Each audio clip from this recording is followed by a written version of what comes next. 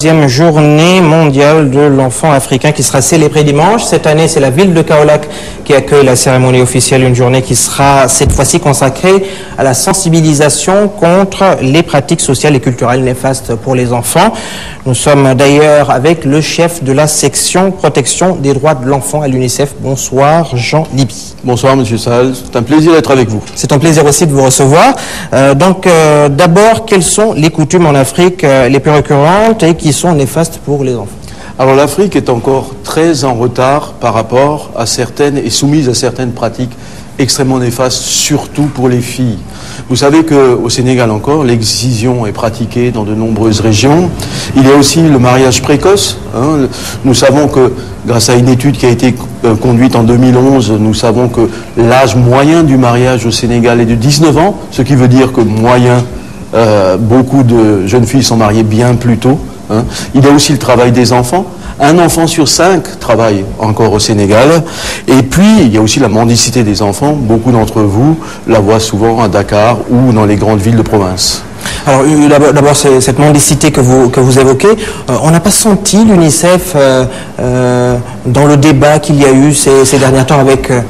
les enfants qui ont été brûlés dans cette école coranique à Médina. Peut-être que vous ne vous êtes pas rendu compte, mais l'UNICEF était présente aux côtés du gouvernement. Et d'ailleurs, le gouvernement a décidé depuis 2005 de prendre des choses en main. Le gouvernement précédent, l'actuel, parce que en 2005 a été mise en place une loi contre la traite des enfants et contre la mendicité. Un comité national de lutte contre la traite des enfants existe aussi et fait un travail formidable. Tout d'abord, parce que vous ne le savez peut-être pas, mais beaucoup d'enfants qui mendient dans les rues de Dakar viennent des pays voisins, comme la Guinée-Bissau ou comme le Mali. Donc ce comité lutte au niveau des frontières, mais aussi à l'intérieur du pays pour favoriser la réinsertion de ces enfants dans leur famille, parce que ces enfants ne sont pas dans la rue juste comme ça. Ils sont dans la rue parce que leurs parents, leurs familles sont très pauvres et les confient parfois à des maîtres coraniques ambulants qui sont pas toujours très sérieux. Alors, nous intervenons ensemble depuis le mois de février cette année. L'État, et ça c'est vraiment à mettre à son honneur, a mis en place un plan d'action national pour lutter contre cette pratique. Et les choses avancent, mais les choses avancent petit à petit, parce qu'il faut aussi mettre les structures en place pour accueillir ces enfants.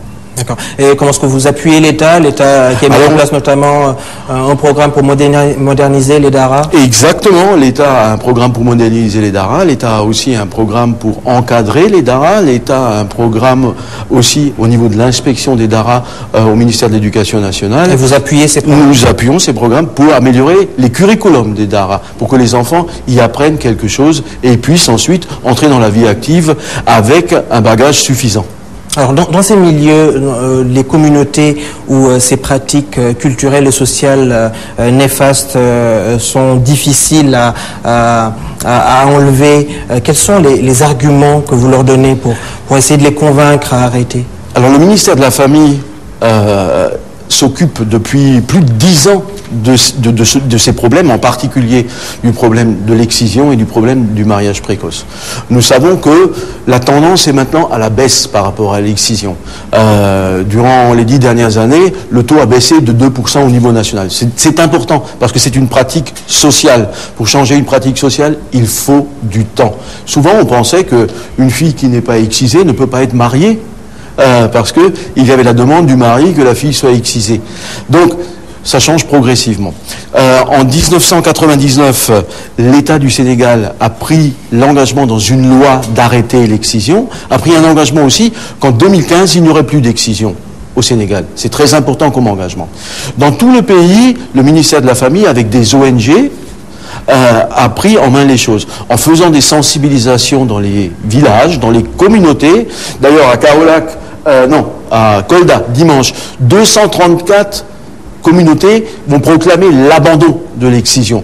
Nous avons à l'heure actuelle plus de 5000 communautés dans les derniers 10 ans qui ont abandonné formellement, qui ont dit nous abandonnons, nous arrêtons. Et comment est-ce que vous faites pour y arriver? Qu'est-ce que vous dites à ces communautés? Alors il faut un processus, il faut un processus qui dure plus de 2 ans, de travail avec les communautés, de sensibilisation, d'apprentissage, de connaissances, d'apprentissage aussi des bases de l'éducation formelle, apprendre à lire, apprendre à écrire, apprendre aux femmes à connaître leur corps.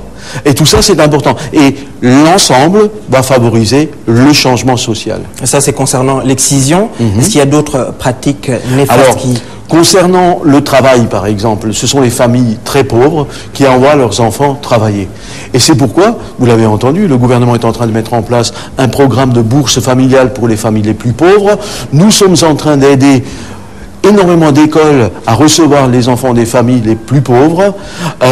Les autres agences des Nations Unies, comme le Programme alimentaire mondial, aident aussi les familles pour obtenir la nourriture à moindre coût ou pour l'obtenir quasiment gratuite. Donc c'est un effort commun que nous devons faire pour lutter contre la pauvreté, parce que c'est la pauvreté et l'ignorance qui entraînent ce genre de phénomène. À partir du moment où les femmes, les familles, les communautés ont accès à l'excision, à l'éducation, elles peuvent modifier progressivement leur comportement.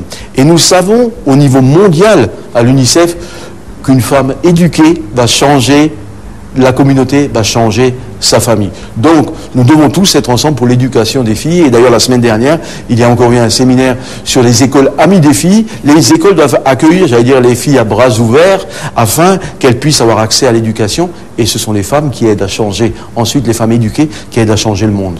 Tout à l'heure, parlant de l'excision, vous disiez que vous évoluez à petits pas, que les femmes, les communautés en tout cas, qui abandonnent l'excision, il y en a, mais est-ce que d'ici 2015, puisque vous dites que l'État a pris l'engagement d'y arriver d'ici 2015, que vous pensez que le Sénégal y arrivera à éradiquer l'excision? Nous devons tout faire pour y arriver. Nous savons que cela prend du temps. Nous avons vu, par exemple, dans les dernières études que nous avons d'Afrique de l'Est, où cette pratique est aussi présente, qu'il a fallu une trentaine d'années, c'est-à-dire l'espace d'une génération, pour commencer à éradiquer le phénomène. Alors espérons qu'au Sénégal, ça ira plus vite. Et on a commencé à lutter vraiment contre cette phénomène. Il y a 10 ans environ. Donc, mais comme je le disais tout à l'heure, la tendance est déjà à la baisse. Et ça, c'est un excellent signe. Mais en tout cas, en 2015, on sera loin d'éradiquer l'excision au Sénégal. Je ne peux pas vous le dire, je ne suis pas devin, mais nous faisons tout et tous ensemble pour y arriver. Et jusqu'à présent, qu'est-ce que vous pensez qui n'a justement pas été fait et qui aurait peut-être retardé la manière de lutter contre toutes ces pratiques néfastes? Peut-être une chose qu'il nous reste à faire de façon plus intense, c'est de coordonner tous les efforts de tous les intervenants, de tous les acteurs dans ce domaine. Que toutes les ONG, avec les services de l'État, se coordonnent encore mieux pour arriver à plus d'effectivité. Et je crois que c'est peut-être le seul petit point où nous pouvons encore évoluer. Alors vous allez normalement, très certainement, en parler largement dimanche à Kaolack. Quel est le programme de dimanche pour cela? Dimanche, il y a un programme extrêmement important parce que nous espérons bien et nous savons que les membres du gouvernement, en particulier du ministère de la Famille, sont présents à Kaolack.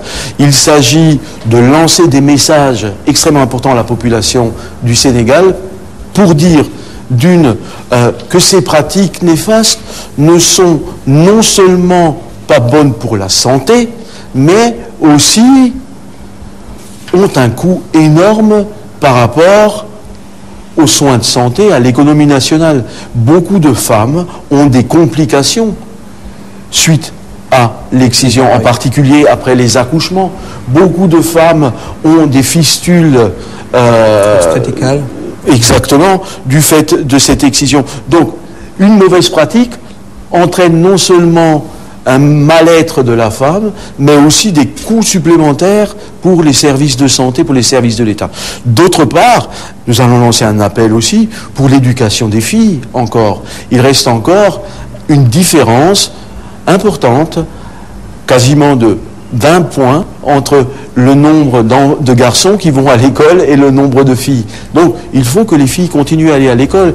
Et vous savez aussi que le fait de se marier précocement, malheureusement, va empêcher les filles d'aller à l'école, va faire qu'elles ont des grossesses précoces et va faire aussi qu'elles seront moins éduquées et ne pourront pas être ces acteurs de changement que nous espérons. Donc nous allons lancer tous ces appels. Nous savons que l'État du Sénégal est à nos côtés et que nous, sommes aux côtés de l'État du Sénégal. Donc effectivement, les choses avancent. Les choses avancent bien. Le Sénégal est un pays qui a des indicateurs qui changent, des tendances qui sont à la baisse par rapport à un certain nombre de pratiques néfastes, mais il reste encore du travail à faire. Et je crois que là, nous sommes dans un bon élan avec la société civile aussi, qui est aux côtés de l'État pour faire avancer toutes ces pratiques. Et à savoir aussi que l'islam n'a rien à voir dans toutes ces histoires. Toutes ces pratiques néfastes sont des choses qui, effectivement, sont des pratiques ancestrales et souvent de mauvaises interprétations d'un certain nombre de choses. Antérieures à la religion. Bien antérieures à l'arrivée de l'islam au Sénégal. Merci beaucoup Jean Liby, vous êtes le chef de la section protection des droits de l'enfant à l'UNICEF. Merci beaucoup d'avoir répondu à notre